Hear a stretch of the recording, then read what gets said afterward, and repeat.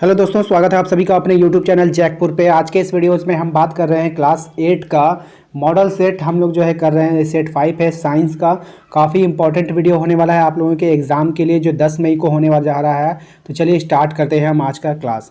देखिए, आज के इस क्लास में सबसे पहला सवाल लेने से पहले आप लोगों से मैं निवेदन करूंगा, यदि आप हमारे चैनल पर पहली बार आए हैं तो चैनल को सब्सक्राइब कर लीजिएगा, घंटी के बेल आइकन को दबा दीजिएगा अगली वीडियो के नोटिफिकेशन को पाने के लिए। साथ ही साथ यदि आप हमारे व्हाट्सएप ग्रुप के साथ जुड़ना चाहते हैं जहाँ पर सभी बच्चे जुड़कर इसका लाभ ले रहे हैं, तो आप हमें दिए गए नंबर 9798054010 पे मैसेज कर सकते हैं अपना नाम और अपने क्लास का नाम, और रिक्वेस्ट कर सकते हैं ग्रुप में जुड़ने के लिए। या नहीं तो आप वीडियो के डिस्क्रिप्शन में जाइए, वहाँ पर लिंक दे दिया जाएगा जहाँ से आप खुद ज्वाइन हो सकते हैं व्हाट्सएप ग्रुप में भी और टेलीग्राम ग्रुप में भी। ठीक है, तो चलिए स्टार्ट करते हैं। देखिए, सबसे पहला सवाल, सजीव में अनुवांशिक गुणों का वाहक कौन होता है? काफ़ी इंपॉर्टेंट सवाल रहेगा आपके एग्ज़ाम के लिए। तो सजीव में अनुवांशिक गुणों का वाहक कौन होता है? तो इसका सही जवाब हो जाएगा जीन। कौन हो जाएगा? जीन, है ना। देखिए, जीन का नाम सुने हैं ना। जीन और जो होता है अलाउद्दीन के चिराग से जो निकलता है जीन, तो जीन क्या होता है? फुल ताकतवर होता है, वो शरीर में कहीं पर भी जा सकता है ना। तो वाहक मतलब क्या होता है? आना जाना करने वाला। ठीक है, तो इस तरह से याद रखिएगा जीन। ठीक है, नेक्स्ट है हमारा, इनमें से कौन ठंडे जल के साथ तेज़ी से अभिक्रिया करता है? तो इनमें से कौन ठंडे जल के साथ तेज़ी के साथ अभिक्रिया करेगा?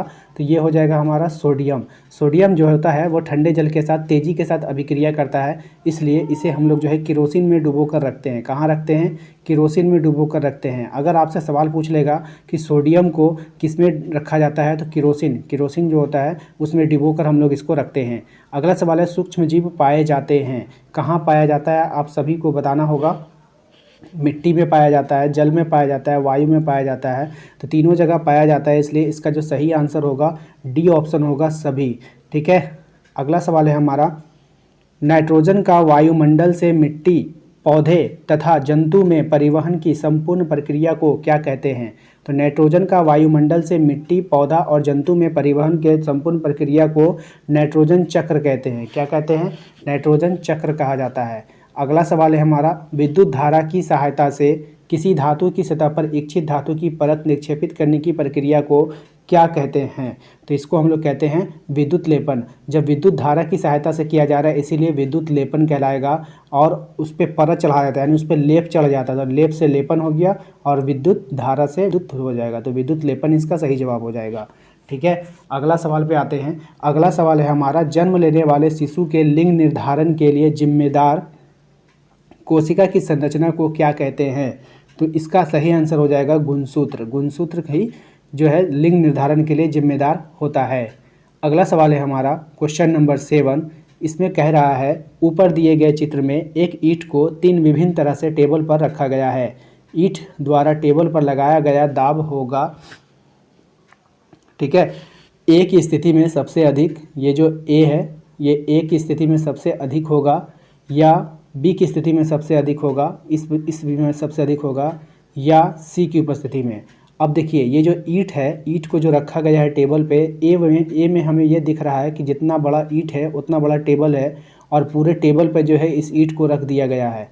तो इसका मतलब है यही एक ऐसा फिगर है जिस पर जो है सबसे अधिक बल लग रहा है। ठीक है, ऑप्शन नंबर ए। अगला सवाल है हमारा, गलत कथन को चुनना है। जंगल में आग लगने का कारण। जंगल में आग लगने का कारण क्या है? मनुष्य की लापरवाही से आग लग सकता है, सूर्य की गर्मी से भी कभी कभी आग लगता है, बिजली गिरने से भी आग लगता है, लेकिन वृक्ष के काटने से कोई भी आग नहीं लगता है। इसलिए जो है ऑप्शन नंबर बी इसका आंसर नहीं होगा, यही आंसर हो जाए। ठीक है, चलिए अगला सवाल है हमारा, मुर्गी अंडे के ऊपर क्यों बैठती है? तो मुर्गी अंडे के ऊपर इसलिए बैठती है उसे उष्मायन करने के लिए, यानी उसे हीट देने के लिए। ठीक है, द्विखंडन करने के लिए, तोड़ने के लिए बिल्कुल भी नहीं, आराम करने के लिए बिल्कुल भी नहीं, मुकुलन के लिए बिल्कुल भी नहीं। तो क्या करने के लिए? उष्मायन करने के लिए, उसे उष्मा देने के लिए, हीट करने के लिए। ठीक है, नेत्र के रेटिना पर बना प्रतिबिंब वस्तु के हटाए जाने के पश्चात रेटिना पर बना रहता है, कितना देर तक आपको बताना है। ठीक है, तो इसका सही जवाब हो जाएगा ऑप्शन नंबर बी, 1/16 सेकेंड तक। ये काफ़ी इंपॉर्टेंट है, याद रखिएगा। ठीक है, अगला सवाल है हमारा, ग्रीष्म ऋतु में लगाई जाने वाली फसल कौन सी है? तो ग्रीष्म ऋतु में लगाई जाने वाली फसल होती है जायद फसल। ठीक है, कौन सी फसल होती है? जायद फसल होती है जो ग्रीष्म ऋतु में लगाई जाती है। अगला सवाल होगा हमारा, ग्रहों की परिक्रमा करने वाले खगोलीय पिंड को क्या कहते हैं? तो ग्रहों की परिक्रमा करने वाले खगोलीय पिंड को उपग्रह कहते हैं। देखिए, जो जो सूर्य की परिक्रमा करते हैं, जो सन की परिक्रमा करते हैं, उसको हम लोग ग्रह कहते हैं, और जो ग्रह की परिक्रमा करते हैं उसको हम लोग उपग्रह कहते हैं। ठीक है, नेक्स्ट है हमारा, मौसम की भविष्यवाणी दूरसंचार तथा सुदूर संवेदन का उपयोग किया जाता है। ठीक है, किसके लिए किया जाता है? तो उसमें क्या उपयोग किया जाता है? तो कृत्रिम उपग्रह का उपयोग किया जाता है मौसम की भविष्यवाणी के लिए, दूरसंचार के लिए और सुदूर संवेदन के लिए। ठीक है, अगला सवाल है हमारा, चिकन सतहों पर यानी चिकने सतहों की अपेक्षा घर्षण रुखड़े सतह पर क्या होगा? कम होगा, अधिक होगा? अधिक होगा, है ना। रुखड़े सतह पर क्या होगा? घर्षण अधिक होता है। यहाँ पे ऊबड़ खाबड़ रहेगा तो वहाँ पे घर्षण अधिक होगा। ठीक है, अगला सवाल है हमारा, पदार्थों जो प्राकृतिक प्रक्रिया जैसे जीवाणु द्वारा अपघटित हो जाता है क्या कहलाता है? तो जो जीवाणु द्वारा अपघटित हो जाता है उसे हम लोग जैव निम्नीकरण कहते हैं। ठीक है, वैसे पदार्थ जो जीवाणु के द्वारा अपघटित हो जाते हैं जैव निम्नीकरण कहलाते हैं। ठीक है, अगला सवाल है हमारा, इनमें से ध्वनि सुनाई देता है, इसका कारण क्या है? परावर्तन, हमें कोई ध्वनि सुनाई दे रही है, उसका क्या कारण है? परावर्तन है, घर्षण है, कंपन है या प्रकाश है? ठीक है, तो इसका सही जवाब हो जाएगा परावर्तन। हमें कोई ध्वनि सुनाई दे रही है, उसका सही कारण क्या है? परावर्तन ही है। अगला सवाल है हमारा, विद्यालय या भवनों के ऊपर त्रिशूल आकार की धातु की पट्टी लगाई जाती है। ठीक है, क्यों लगाई जाती है? इसका आंसर ढूंढना है। सुंदरता के लिए, अब मजबूती के लिए, प्रकाश अवशोषण करने के लिए, विद्युत विसर्जन से बचने के लिए। तो इसका सही जवाब हो जाएगा आपका option number B. Option number B इसका सही जवाब है, विद्युत विसर्जन को रोकने के लिए। ठीक है, क्या है?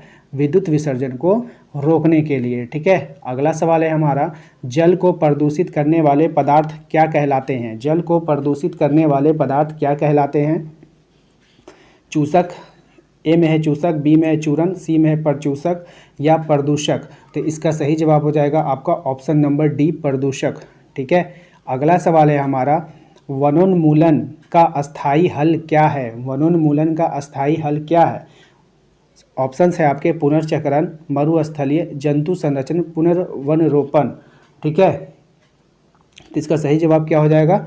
पुनर्वनरोपण, यानी वनों को फिर से लगाना चाहिए। अगला सवाल है हमारा, वाहनों के लिए सबसे कम प्रदूषक ईंधन कौन सा होगा? पेट्रोल होगा, डीजल होगा, संपीड़ित गैस होगा या फिर कोयला होगा? ठीक है, तो इसका सही जवाब हो जाएगा संपीड़ित गैस, option number C. Option number C इसका बिल्कुल सही जवाब है। आपको हो सकता है वहाँ पे सिर्फ सीएनजी भी एग्ज़ाम में देखने को मिलेगा। अगर आपको सिर्फ सीएनजी देखने को मिले तो आप सीएनजी का भी आंसर करके आना है। ठीक है, तो उम्मीद करते हैं कि आपको आज का ये वीडियो अच्छा लगा है। वीडियो अच्छा लगा है तो जल्दी से एक लाइक तो कर दीजिए। ठीक है, क्योंकि वीडियो बनाने में आप लोगों के लिए काफ़ी मेहनत लगती है, तो एक लाइक कर दीजिए। 100 लाइक का टारगेट रखा गया है इस वीडियोस का, इस टारगेट को पूरा कर दीजिए। यदि आप हमारे चैनल पे पहली बार आए हैं तो चैनल को ज़रूर से ज़रूर सब्सक्राइब कर रख लीजिए। ठीक है, चैनल को सब्सक्राइब कर रखिए। इससे होगा ये कि आप लोगों के जब भी वीडियो अपलोड होगा उसका नोटिफिकेशन आपके मोबाइल पर चला जाता है। साथ ही साथ हमारे टेलीग्राम चैनल का लिंक आपको डिस्क्रिप्शन में मिल जाएगा, तो टेलीग्राम चैनल को ज़रूर से ज्वाइन कर रखें। अगर आप 15 तारीख वाले एग्ज़ाम की, 10 तारीख वाले एग्ज़ाम की, यानी 10 मई को जो आप लोगों का एग्ज़ाम होने वाला है उसका प्रिपरेशन अच्छी तरह से करना है, तो आपके प्लेलिस्ट पर एक फ़ोल्डर बना है। आप जैसे ही हमारे चैनल पे जाएंगे, चैनल के लोगो पे क्लिक कीजिएगा तो वहाँ पे आपको वीडियो, ठीक है, इसी प्रकार से आपको एक प्लेलिस्ट का ऑप्शन दिखेगा। ठीक है, प्लेलिस्ट का ऑप्शन दिखेगा, आप प्लेलिस्ट पे क्लिक करेंगे तो आपको बहुत सारा फ़ोल्डर दिखाई देगा। वहाँ पर दिखाई देगा क्लास 8 टर्म 1 एग्ज़ाम प्रिपरेशन, आपको ये फ़ोल्डर मिल जाएगा। तो आप लोग उस पर क्लिक करके आप अपने एग्ज़ाम के सभी वीडियोस को वहाँ पर देख सकते हैं। ठीक है, तो उम्मीद करते हैं कि आपको समझ में आ गया होगा। तो मिलेंगे जल्दी अपने अगले वीडियो में। Thank you.